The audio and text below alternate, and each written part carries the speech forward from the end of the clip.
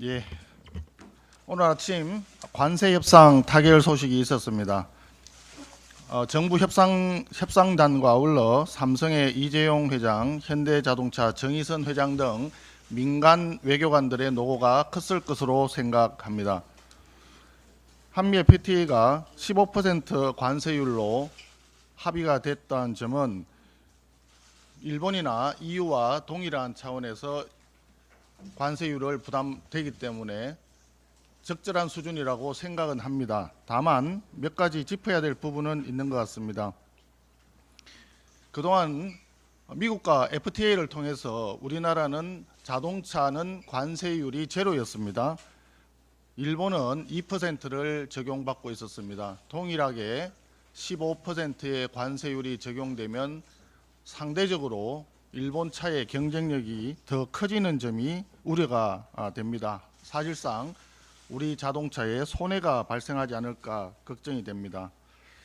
그리고 협상 시한에 쫓겨서 많은 양보를 했다는 느낌이 있습니다. 3,500억 불 규모의 대미 투자, 그리고 LNG 등 에너지 구매에 1,000억 불 해서 4,500억 달러의 대미 투자와 구매가 필요한 상황인데, 우리 외환 보유고보다 많은 액수의 과도한 금액이 아닐까 이런 생각이 듭니다. 또 한편으로는 정부의 얘기에 의하면 쌀, 쇠고기를 비롯한 농축산물에 대한 추가 개방은 없다라고 발표를 했습니다만은, 트럼프 대통령의 메시지에 보면은 오픈 투 트레이드 해서 에그리컬처가 포함이 되어 있는데 관세가 제로라는 표현까지 들어 있습니다.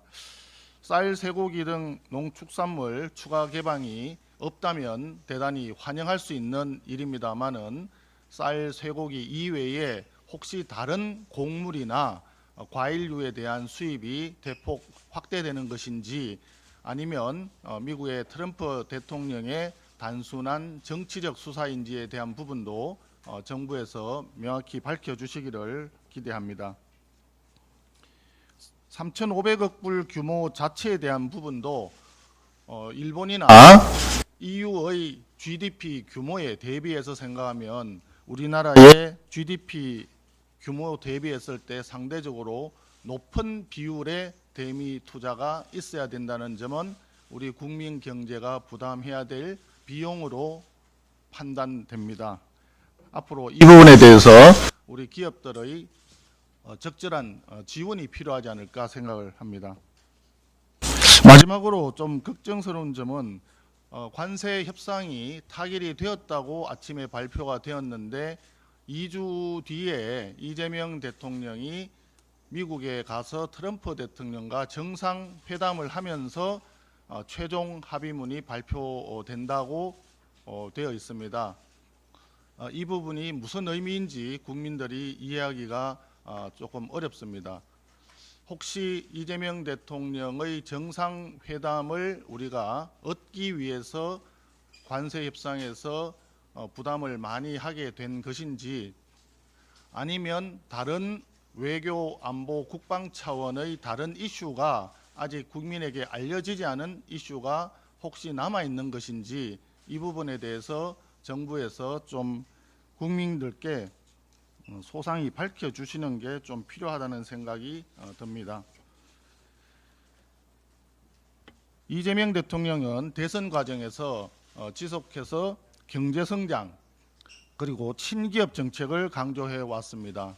하지만 집권 이후에 국정 운영 내용을 보면 기업하기 좋은 나라를 만드는 것이 아니라 기업을 내쫓기 좋은 나라를 만들고 있습니다. 기업 해체법이라 할 수 있는 상법 개정뿐 아니라 불법 파업 조장법이라 할 수 있는 노조법 개정, 거기에다가 이제는 법인세 인상 등 증세를 추진하겠다고 합니다. 어제 이재명 대통령이 경제형벌 합리화 TF 구성을 지시했습니다. 배임죄 남용에 대한 개선 필요성을 언급했는데, 우선 이 부분에 대한 인식 전환에 대해서는 환영합니다. 그러나 기본적으로 더불어민주당에서 반성해야 될 부분이 있습니다. 우리 국민의힘에서 제안하는 내용은 이렇습니다. 경제형벌 합리화 TF 가동에 발맞추어서 입법 균형 차원에서 더불어민주당이 8월 4일 강행하기로 예고되어 있는 노란봉투법과 상법 개정안 처리를 중단하시고 여야가 참여하는 협의기구를 즉각 구성해서 심도 있는 논의에 들어갈 것을 제안합니다. 입법에서 중요한 것은 속도가 아니라 내용입니다. 국민 경제와 민생에 미치는 영향이 대단히 심대할 수 있는 입법에 대해서는 책임이 중요하기 때문에 속도 조절이 중요하다고 생각합니다. 강행했을 때 나타날 수 있는 그 부작용과 피해는 우리 국민 경제와 국민에게 돌아갈 수밖에 없습니다. 일단 입법을 통과시켜 놓고 부작용이 생기면 그때 다시 보자라고 하는 것은 집권 여당으로서 또 정부가 취해야 할 태도가 아닙니다. 매우 무책임하다고 보여줄 수밖에 없습니다.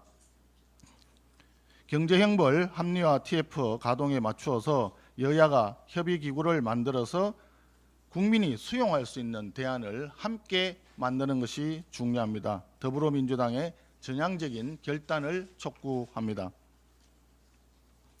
어제 더불어민주당에서 3대 특검 수사를 지원하는 특위를 발족시켰습니다. 집권 여당이 대놓고 지도부 차원에서 특검 수사를 관리하고 또 감시하고 지원하겠다는 내용인 듯 합니다. 본인들이 원하는 특검 수사 결과가 나올 때까지 노골적으로 특검 수사에 관여하겠다는 선언인가 의구심이 듭니다. 특검 도입의 목적이 진상규명이 아니라 정치 보복 또는 야당 탄압, 경우에 따라서는 야당 말살까지 획책하고 있는 것 아닌가 하는 국민적 의구심이 있습니다. 과거에 검찰력을 동원한 사정정국이라는 말이 유행한 적이 있었습니다. 지금은 집권 여당의 별동대라고 할 만한 특검을 통한 공포정국 조성이라고 할 수도 있을 것입니다. 매주 금요일이면 야당 의원들에 대한 압수수색이 이어져 왔습니다. 내일 또 누구를 향한 압수수색이 이루어질까, 이런 공포심을 조장하는 정국, 이것은 집권 여당으로서 취할 바가 아니라고 생각을 합니다. 더불어민주당 전당대회에서도 국민의힘 해산이라든지 야당 의원 제명 같은 야당 괴멸 경쟁으로 가득 차 있습니다. 국민 경제는 아랑곳없고 민생 돌보기에는 관심이 없는 집권 여당, 있을 수 없는 일입니다. 집권 여당은 국정에 무한 책임이 있습니다. 특검 대응 TF가 아니라 우선 관세 협상 지원 특위부터 만들었어야 합니다. 부동산 대응 TF 또는 물가 대응 TF부터 발족시켰어야 마땅합니다. 권력은 유한합니다. 권력이 넘칠 때 보복에 힘쓰지 말고 민생과 국익을 열심히 챙겨주기를 다시 한번 강력히 촉구합니다.